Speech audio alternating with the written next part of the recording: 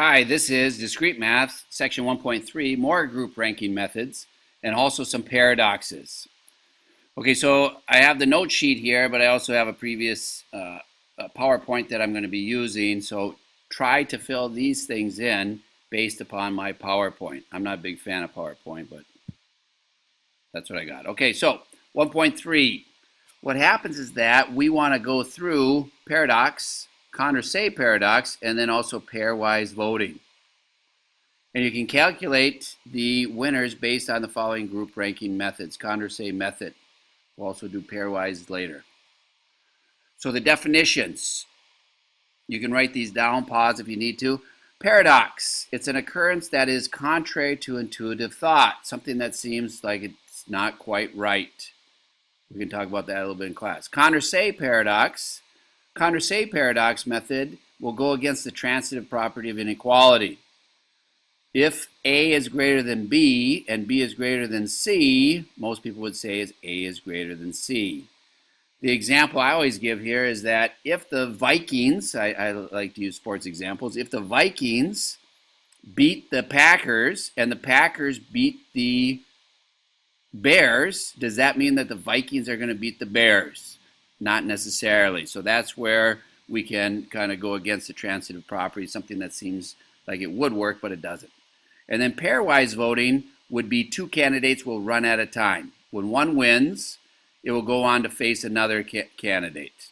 And this continues. We'll show you that in a minute. Okay, so the Condorcet example, you'll compare each of the candidates head to head. So you're going to have to be able to compare these head to head as we go on. So I'm going back to the note sheet. You should have all this filled in now. And if I look at this, this is the same preference schedule that we had from the previous example. Filling out this grid, and you'll have to make these grids yourself in the homework, but this would be to compare each one of these candidates head to head.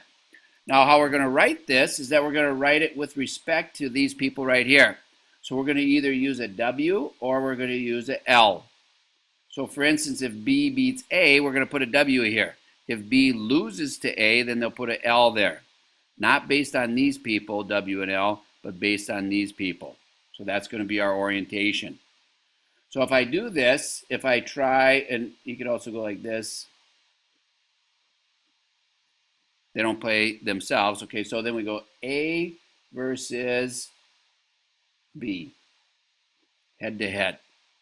So when we look at this, A versus B, who's the top dog here of the two? Well, A is. Then B is, then B is, and then B is.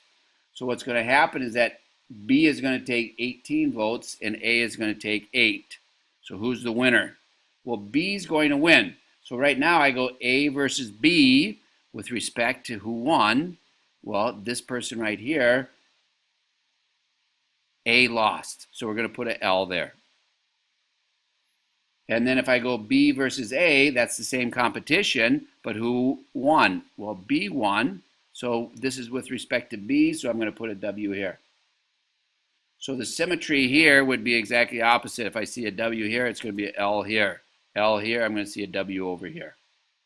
So how about if I go A versus C? A is going to turn out the same for each one of these other ones because they always ended up at the bottom relative to everything else. So A would win this one, lose, lose, lose. So A is going to lose to C and lose to D, and we're going to have a winner and a winner for C and A.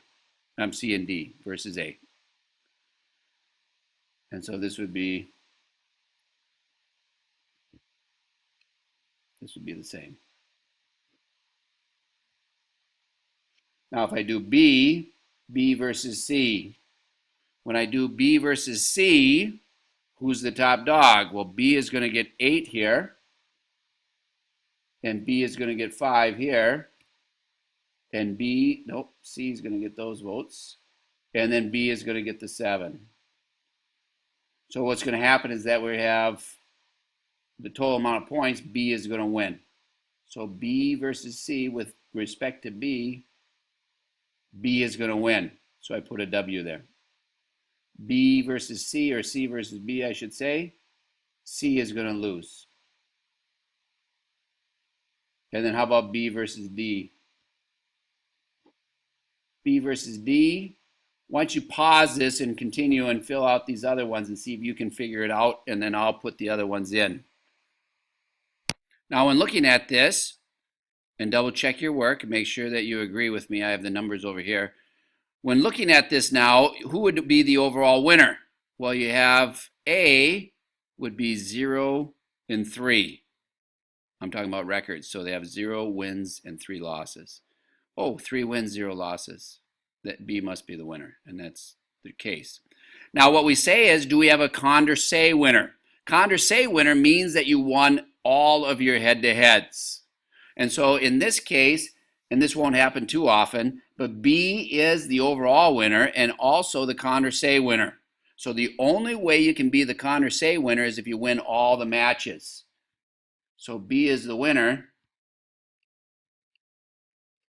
and then B is the Condorcet winner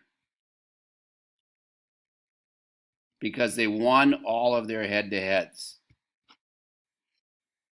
Okay, so with the Condorcet method here, you have to, the Condorcet winner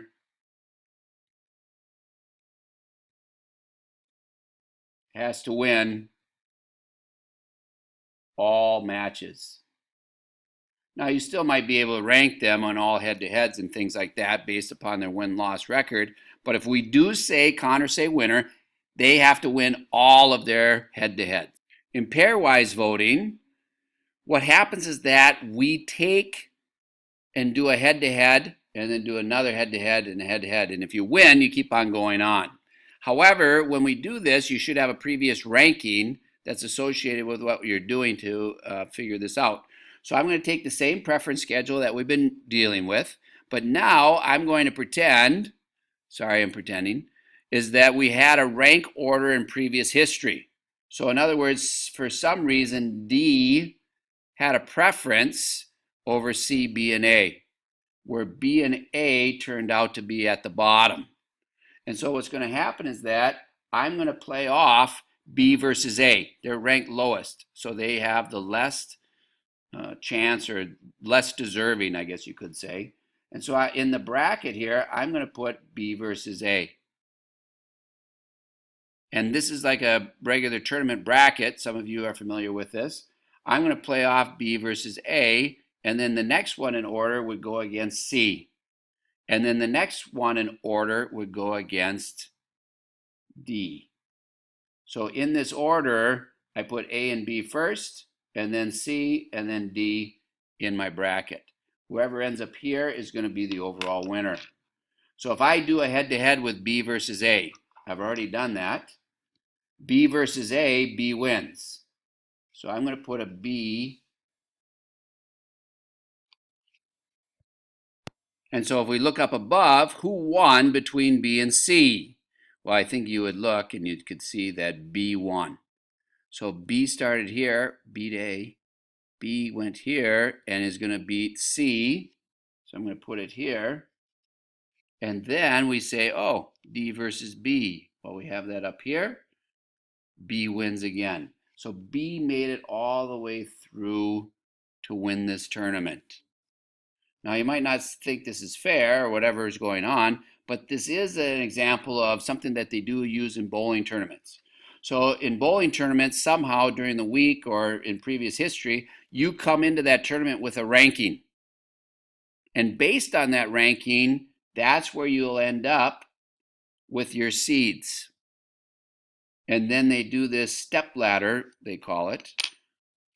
And I have it on the next note sheet, where they'll play one of these things off, step ladder. They'll play them off one by one. So if you look at this is a great advantage for a top seed, is they only have to bowl one match to win the event, where a 5th or 4th place seed would have to bowl 4 games to win. The nice thing about this bracket is that a lot of times if you're doing a bracket system, you need an even number, a nice even number, for instance 4 or 8 or 16 to play off appropriately. Here, if you just have 5 people to play off, you can put them in this previous bracket system quite easily. You can put them in this bracket. and you can play off however many people you have. So that works out kind of nice. All right, so that's some examples of some more methods that we can use for group rankings. There's two of them that we dealt with. One was the Condorcet, and the other one was the pairwise voting. I hope you enjoyed this. Have a great day. Thank you.